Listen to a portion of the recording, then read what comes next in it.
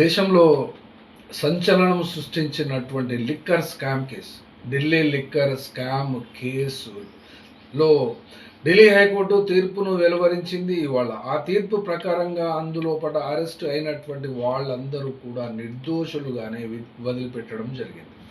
ఇందులోపట jail శిక్షను అనుభవించినటువంటి వారు అరవింద్ కేజ్రీవాల్, మనీష్ సిసోడియా, కల్వకుంట్ల కవిత, సంజయ్ సింగ్, విజయ్ నాయర్ వీళ్ళందరినీ కూడా జైల్లో వేయడం జరిగింది సిబిఐ మరియు ఈడీ.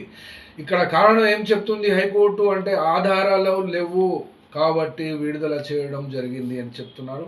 అట్లాగే ఇంకొక పాయింట్ కూడా, దర్యాప్తు చేసినటువంటి సంస్థలు నిందితులపై బలమైన కేసు నిర్మించడంలో విఫలమయ్యాయని న్యాయమూర్తి ఇక్కడ కామెంట్ చేశారు. అనగా బలమైనటువంటి ఆధారాలు నిర్మించడంలో సిబిఐ ఫెయిల్ అయింది అనేది ఖచ్చితంగా ఇక్కడ హైకోర్టు న్యాయస్థానం వెలువరించినటువంటి ఈ తీర్పు.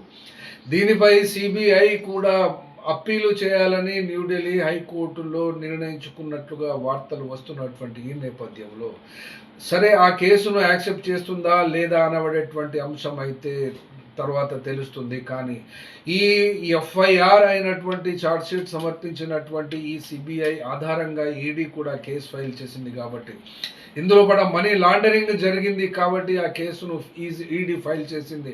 మరి దానిపై ఈడీ ఏ రకమైనటువంటి స్పందన ఇస్తుంది, ఏ రకమైనటువంటి చర్యలు తీసుకుంటుందో, ఆధారాలు లేనటువంటి కేసును ఇది పట్టుకొని ఊగడం వేలాడడం అయితే సరైనది కాదు. కానీ భారతీయ న్యాయ వ్యవస్థలో ఉన్నటువంటి ఒక అంశం, ఒక దొంగ కేసును, ఒక తప్పుడు కేసులను వ్యక్తులపై రిజిస్టర్ చేసి ఎఫ్ఐఆర్ అయిన తర్వాత ఛార్జ్షీట్ చేసి నెలల తరబడి జైలులో పెట్టిన తర్వాత కోర్టులు వాళ్లను నిర్దోషులుగా వదిలిపెడితే ఆ యొక్క ఏజెన్సీ ఏ కేసులు అయితే విచారణ ఏజెన్సీలుగా ఉన్నారో ఆ యొక్క వ్యక్తిగతంగా ఆ ఆఫీసర్స్ను కూడా ఖచ్చితంగా జైల్లో వేయాల్సినటువంటి ఒక చట్టాన్ని కనుక భారత దేశంలో న్యాయ వ్యవస్థ కనుక తీసుకొచ్చినట్లయితే ఈ యొక్క దొంగ కేసులు, లంగ కేసులు ప్రభుత్వానికి అనుకూలంగా, ప్రభుత్వానికి వ్యతిరేకంగా పనిచేస్తున్నటువంటి వాళ్లకు మీద ఇటువంటి చర్యలు తీసుకోవడానికి అవకాశం ఉండదు. ఏ ప్రభుత్వంలో ఉన్నా కూడా అవకాశం ఉంటుందని ఇప్పుడు ఉన్నటువంటి పార్లమెంటు మెజారిటీ పార్టీ అయినటువంటి బీజేపీ పార్టీ